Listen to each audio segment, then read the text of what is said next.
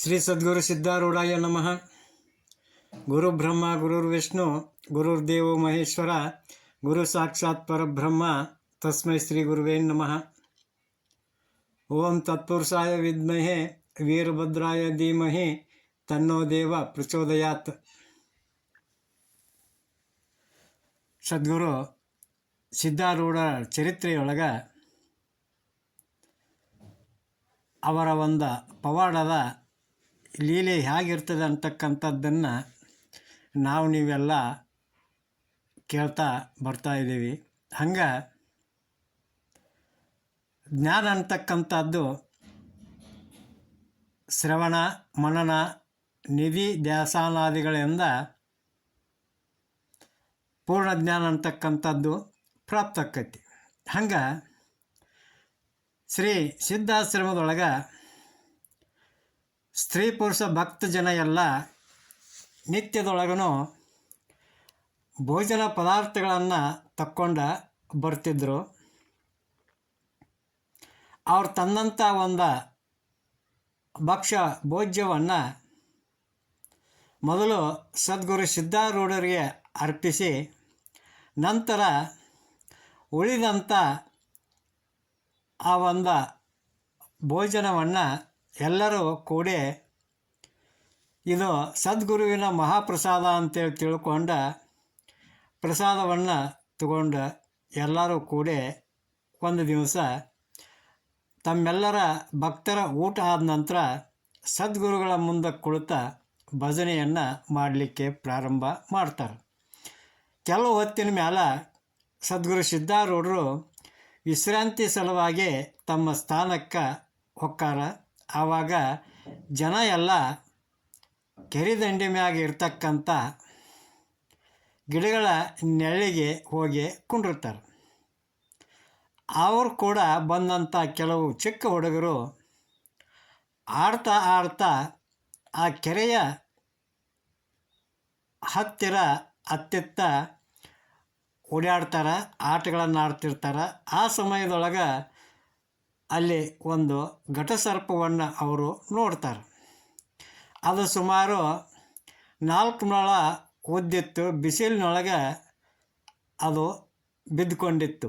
ಆವಾಗ ಆ ಹುಡುಗರ ಪೈಕಿ ಒಬ್ಬವ ಆ ಸರ್ಪದ ಹಂತಕ್ಕೆ ಹೋಗಿ ಒಂದು ಕಲ್ಲನ್ನು ಆ ಸರ್ಪಕ್ಕೆ ಒಗಿತಾನು. ಆ ಕಲ್ಲು ಸರ್ಪಕ್ಕೆ ತಾಗಿದ ಕೂಡಲೇ ಅದು ಬಹಳ ಕ್ರೋಧದಿಂದ ಸಿಟ್ಟಿನಿಂದ ಹೆಡೆಯನ್ನು ತೆಗೆದ ಆ ಹುಡುಗನನ್ನು ನೋಡಿ ಆಗಿಂದಾಗ ಕ್ಷಣ ಮಾತ್ರದೊಳಗೆ ಆ ಹುಡುಗನ ಕಾಲಿಗೆ ಸುತ್ತಕೊಂಡು ಬಿಗಿಯಾಗಿ ಕಟ್ಟನ್ನು ಹಾಕಿ ಆ ಸರ್ಪ ಕಲ್ಲಿನ ಒಂದು ಗಾಯದಿಂದ ಸಿಟ್ಟುಗೊಂಡ ಆ ಹುಡುಗನಿಗೆ ಕಡಿಯೋಕ್ಕೆ ಪ್ರಾರಂಭ ಮಾಡ್ತತಿ. ಆ ಹುಡುಗ ಆದರೂ ಕೂಡ ಆ ಹಾವಿನಿಂದ ಬಿಡಿಸ್ಕೊಂಡು ಹೋಗಬೇಕು ಅಂತೇಳಿ ರಗಡ ಪ್ರಯತ್ನ ಮಾಡ್ತಾನೆ, ಗುದ್ದಾಡ್ತಾನೆ. ಆದ್ರೆ ಆ ಹಾವಿನ ಹಿಡಿತದ ಮುಂದೆ ಆತನ ಶಕ್ತಿ ಏನೇನೂ ನಡೆಯುವುದಿಲ್ಲ. ಆವಾಗ ಆ ಸರ್ಪ ಅವನ ಸರ್ವಾಂಗದೊಳಗೂ ಕಚ್ಚಾಕ ಪ್ರಾರಂಭ ಮಾಡಿತ್ತು. ಆ ಒಂದು ಕಡಿತದ ಪೆಟ್ಟಿನಿಂದ ನೋವಿನಿಂದ ಆ ಹುಡುಗ ಅಳಾಕ ಪ್ರಾರಂಭ ಮಾಡ್ತಾನು. ಆ ಅಳುವಂಥ ಧ್ವನಿಯನ್ನು ಕೇಳಿದಂಥ ಎಲ್ಲ ಹುಡುಗರು ಅವರ ತಂದೆ ತಾಯಿ ಹತ್ರ ಹೇಳಿ ಕರ್ಕೊಂಡು ಹೋಗ್ತಾರೋ. ಆವಾಗ ಆ ತಂದೆ ತಾಯಿ ಕೂಡ ಬಂದ ತಮ್ಮ ಮಗನಿಗೆ ಸರ್ಪ ಸುತ್ತಕೊಂಡ ಶರೀರ ತುಂಬೆಲ್ಲ ಕಚ್ಚುವುದನ್ನು ನೋಡಿ ಆ ತಂದೆ ತಾಯಿ ಏನು ಮಾಡ್ತಾರೋ ಅಂತಂದ್ರೆ ಅದನ್ನು ಬಿಡಿಸ್ಕೊಂಡು ಬಾರೋ ಅಂತೇಳಿ ಹೇಳ್ತಾರಲ್ಲ ಹೊರತಾಗಿ ದೂರದ ನಿಂತ ದುಃಖವನ್ನು ತೋಡ್ಕೋತಾರಲ್ಲ ಹೊರತಾಗಿ ಅವನ ಸಮೀಪಕ್ಕೆ ಹೋಗಿ ಆ ಹಾವನ್ನು ಬಿಡಿಸುವಂಥ ಪ್ರಯತ್ನವನ್ನು ಆ ತಂದೆ ತಾಯಿಗಳು ಕೂಡ ಮಾಡುವುದಿಲ್ಲ. ಆವಾಗ ತಂದೆ ಆದಂಥವ ಹೇಳ್ತಾನೆ ಹೆಂಡತಿಗೆ, ನೀ ಸುಮ್ಮನೆ ಅಳಕ್ಕೆ ಹೋಗ್ಬೇಡ, ಅವ ತನಗೆ ಬೇಕಾಗಿ ಅಂತೇಳಿ ತಿಳ್ಕೊಂಡು ಆ ಹಾವಿಗೆ ಕಲ್ಲು ಒಗದ ಅದ್ರ ಕಡೆಯಿಂದ ನೋವು ಉಣ್ಣಾಕತ್ತಾನೋ, ಅವನನ್ನು ಬಿಡ್ಸಾಕ ನಮ್ಮಿಂದ ಆಗೋದಿಲ್ಲ, ಆ ಹಾವು ಭಾಳ ದೊಡ್ಡದೈತಿ ಅಂತೇಳಿ ತಿಳ್ಕೊಂಡು ಹೇಳ್ತಿರ್ತಾನೆ. ಇದನ್ನೆಲ್ಲ ನೋಡಿದಂಥ ಸುತ್ತಮುತ್ತಲಿನ ಜನ ಆ ಒಂದು ಸರ್ಪವನ್ನು ಬಿಡಿಸುವಂಥ ಒಂದು ವ್ಯರ್ಥ ಪ್ರಯತ್ನವನ್ನು ಮಾಡ್ತಾರೋ. ಆದರೆ ಆ ಹುಡುಗನ ಕಾಲಿಗೆ ಸುತ್ತಿದಂಥ ಸರ್ಪ ಯಾವುದೇ ಕಾರಣಕ್ಕೂ ಆತನನ್ನು ಬಿಡದೆ ಅವನ ಶರೀರವನ್ನೆಲ್ಲ ಇಂಚಿಂಚಾಗಿ ಕಡಿತಾ ಗಾಯಗೊಳಿಸ್ತಿರ್ತೈತಿ. ಆ ಒಂದು ಸಂಕಟಕ್ಕೆ ಆ ಹುಡುಗ ಆ ಭೂಮಿ ಮೇಲೆ ಬಿದ್ದ ಹೊಳ್ಳಾಡ್ತಿರ್ತಾನೆ. ಈ ಒಂದು ಸುದ್ದಿಯನ್ನು ಸದ್ಗುರು ಸಿದ್ಧಾರೂಢರಲ್ಲಿ ಯಾರೋ ಒಬ್ಬರು ಹೋಗಿ ಹೇಳ್ತಾರೋ. ಆವಾಗ ಸದ್ಗುರುಗಳು ಅವಸರದಿಂದ ಓಡೋಡಿ ಬಂದ ಆ ಒಂದು ಕೂಡಿದ ಜನಸಂದಿನಿಯನ್ನು ಹಿಂದೆ ಸರಿಸಿ ಹೋಗಿ ನೋಡ್ತಾರೆ. ಆ ಹುಡುಗನ ಕಾಲಿಗೆ ಹಾವು ಸತ್ಕೊಂಡಿರ್ತೈತಿ. ಆವಾಗ ಸಿದ್ಧಾರೂಢರು ನೇರವಾಗಿ ಹೋದವರೇ ಒಂದು ಕೈಯಿಂದ ಆ ಹಾವಿನ ಹೆಡೆಯನ್ನು ಹಿಡಿದ, ಮತ್ತೊಂದು ಕೈಯಿಂದ ಆ ಹುಡುಗನನ್ನು ಹಿಡಿದು ಎಳ್ಕೊಂಡು ಆ ಹಾವಿನಿಂದ ಆತನನ್ನು ಬಿಡುಗಡೆಗೊಳಿಸ್ತಾರೆ. ಅಲ್ಲದ ಆ ಹಾವನ್ನು ಕೈಯಿಂದ ಸ್ವಲ್ಪ ದೂರ ಹೋಗಿ ಬೀಳುವಂತೆ ಅದನ್ನು ಎಸೆದು ಬಿಡ್ತಾರೆ. ಆವಾಗ ಆ ಸರ್ಪ ದೂರ ಹೋಗಿ ಬಿದ್ದು ಅಲ್ಲೇ ನಿಸ್ತೇಜಾಗಿ ಮೂರ್ಛೆಯನ್ನು ಹೊಂದುತ್ತತಿ. ಅಲ್ಲಿಂದ ಆ ಹುಡುಗನನ್ನು ಅವರು ಮಠದೊಳಗೆ ಕರ್ಕೊಂಡು ಹೋಗ್ತಾರೋ. ಇದ ಒಂದು ಲೋಕದ ರೀತಿ ಇರ್ತೈತಿ. ಏನು ರೀತಿ ಅಂತಂದ್ರೆ, ಎಲ್ಲಿವರೆಗೂ ನಾವು ಸ್ವಚ್ಛಂದವಾಗಿ ಸುಖದಿಂದ ಇರ್ತೀವಿ ಅಲ್ಲಿವರೆಗೂ ಎಲ್ಲರೂ ನಮ್ಮ ಜೊತೆಗಿರ್ತಾರೆ. ನಮಗೇನಾದರೂ ಅಕಸ್ಮಾತಾಗಿ ನಮ್ಮ ಜೀವನದೊಳಗೆ ದುಃಖ, ಸಂಕಟ, ಸಮಸ್ಯೆಗಳು ಬಂದದ್ದಾದ್ರೆ ಯಾರೂ ನಮ್ಮ ರಕ್ಷಣೆಗೆ ಬರೋದಿಲ್ಲ. ಸ್ವತಃ ತಂದೆ ತಾಯಿಗಳು ಕೂಡ ಮಗನ ಮೇಲೆ ಅತಿಯಾದ ಪ್ರೀತಿ ಇರ್ತೈತಿ ಅಂದ್ರೂ ಕೂಡ ಸಾವು ಬಂದಂಥ ಸಮಯದೊಳಗೆ ಯಾರೂ ರಕ್ಷಣೆಗೆ ಬರೋದಿಲ್ಲ. ಇಲ್ಲೇ ರಕ್ಷಣೆಗೆ ಬರುವಂಥವ್ರು ಒಬ್ಬರೇ ಯಾರಪ್ಪ ಅಂತಂದ್ರೆ ಆತನೇ ಸದ್ಗುರುನಾಥ. ಅವನ ನಮಗೆ ನಿಜವಾಗಿರ್ತಕ್ಕಂಥ ಒಬ್ಬ ಮಿತ್ರ ಅಂತೇಳಿ ನಾವು ಇಲ್ಲೇ ತಿಳ್ಕೊಬೇಕು. ಎಲ್ಲರೂ ಉಳಿದ ಕಾಲದೊಳಗೆ ನನ್ನವರು ನನ್ನ ಮಗ ಅಂತೇಳಿ ಎಲ್ಲರೂ ಹೇಳ್ತಾರಲ್ಲ ಹೊರತಾಗಿ ಸಂಕಟ ಬಂದಾಗ ಯಾರೂ ಬರೋದಿಲ್ಲ. ಆದ್ರೆ ಸದ್ಗುರುನಾಥನೇ ಅಂಥ ಸಮಯದೊಳಗೆ ನಮ್ಮನ್ನು ಪಾರು ಮಾಡ್ತಾನಲ್ಲ ಹೊರತಾಗಿ ಮತ್ತಾರು ಬರೋದಿಲ್ಲ. ಹಂಗೆ ಬಸವಣ್ಣನವರು ಒಂದು ವಚನದೊಳಗೆ ಹೇಳ್ತಾರೆ. ಏನು ಹೇಳ್ತಾರೋ ಅಂತಂದ್ರೆ,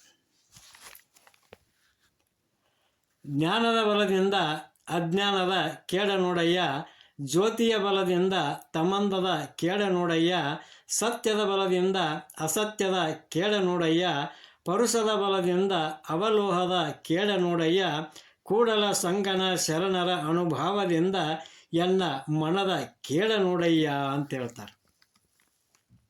ಹಿಂಗೆ ಇಲ್ಲೇ ನಾವೇನು ತಿಳ್ಕೊಬೇಕಾಗೈತಿ ಅಂತಂದ್ರೆ, ಆ ಸರ್ಪ ಅಂತಂದ್ರೆ ನಮ್ಮ ಮನಸ್ಸಿನಲ್ಲಿರ್ತಕ್ಕಂಥ ಈ ಒಂದು ವಿಷಯದ ಆಸೆ.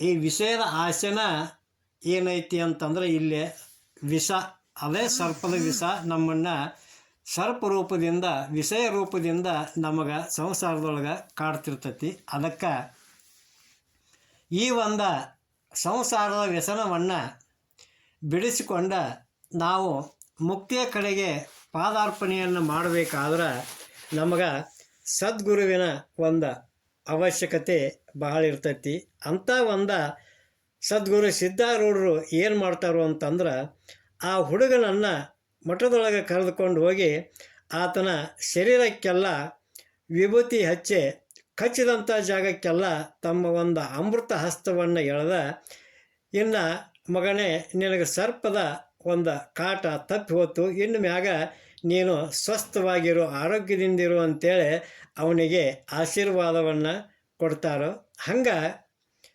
ಸದ್ಗುರುನಾಥ ದೀನ ಅನಾಥರಾಗಿರುವಂಥವ್ರನ್ನ ರಕ್ಷಣೆ ಮಾಡ್ತಾನೆ, ಅಭಯದಾತನು ಅಕ್ಕನ. ಹಿಂಗೆ ಇದರ ಒಂದು ಲಕ್ಷಾರ್ಥ ಏನು ಅಂತಂದ್ರೆ, ಜೀವ ಅಂದ್ರೆ ಈ ಮನುಷ್ಯ ಅಜ್ಞಾನ ಅಂತಕ್ಕಂಥ ಬಾಲ್ಯಾವಸ್ಥೆಯೊಳಗೆ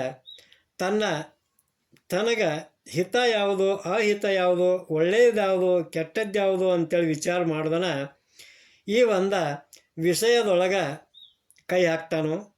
ಅಂದ್ರೆ ಈ ಶರೀರ ಸುಖಕ್ಕಾಗಿ ನಾವೇನು ಇಷ್ಟಪಡ್ತೀವಲ್ಲ ಅದಕ್ಕೆ ವಿಷಯ ಅಂತೇಳಿ ಕರೀತಾರೋ. ಈ ವಿಷಯ ಸುಖಕ್ಕಾಗಿ ಅವ ಕೈ ಹಾಕ್ತಾನೆ. ಈ ಒಂದು ವಿಷಯ ಪ್ರದೇಶದೊಳಗೆ ನನಗೆ ಬೇಕು, ಅದು ಬೇಕು, ಹೆಣ್ಣು ಬೇಕು, ಮಣ್ಣು ಬೇಕು, ಹೊಣ್ಣು ಬೇಕು ಅಂಥೇಳಿ ನಾವು ನಮ್ಮ ಮನಸ್ಸನ್ನು ಹರಿಬಿಡ್ತೇವಲ್ಲ, ಆ ಒಂದು ಮನಸ್ಸಿನ ನಲ್ಲಿರ್ತಕ್ಕಂಥ ಮೋಹ ಅಂತಕ್ಕಂಥ ಏನು ಸರ್ಪ ಐತಲ್ಲ, ಆ ಸರ್ಪವನ್ನು, ವಿಷಯ ಅಂತಕ್ಕಂಥ ಸರ್ಪವನ್ನು ನಾವು ಕೆಣಕಿದಾಗ ಅದು ಸಿಟ್ಟಿಗೆದ್ದ ಮನಸ್ಸಿನ ಆಸೆ ತನಗೆ ಎಲ್ಲಿ ಬೇಕೋ ಅಲ್ಲಿ ಕರ್ಕೊಂಡು ಹೋಗ್ಕತಿ.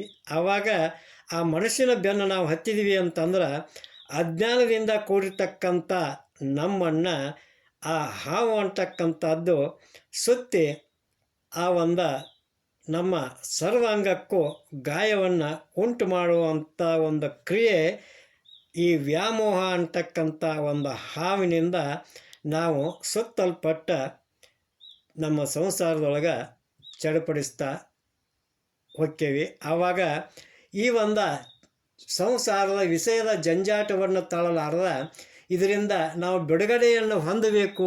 ಇದು ಬಿಡುಗಡೆಯನ್ನು ಹೊಂದಲಿಕ್ಕೆ ನಮಗೆ ಮಾರ್ಗವನ್ನು ತೋರಿಸೋರು ಯಾರು ಅಂತೇಳಿ ತಿಳ್ಕೊಂಡು ನಾವು ಚಿಂತನೆಯನ್ನು ಮಾಡಿದಾಗ ನಮಗೆ ಈ ಒಂದು ವಿಷಯ ಸುಖದಿಂದ ಬೇರ್ಪಡಿಸಿ ಸುಜ್ಞಾನದ ಸುಖದ ಕಡೆಗೆ ಕರೆದುಕೊಂಡು ಹೋಗೋರು ಯಾರು ಅಂತಂದ್ರೆ ಪರಮ ಸದ್ಗುರುವಾಗಿರ್ತಕ್ಕಂಥ ಸಿದ್ಧಾರೂಢರೇ ಅಂತೇಳಿ ಹೇಳ್ತಾ ಇವತ್ತಿನ ಈ ಒಂದು ಪ್ರವಚನಕ್ಕೆ ಮಂಗಲವನ್ನು ನೀಡೋಣಂತ.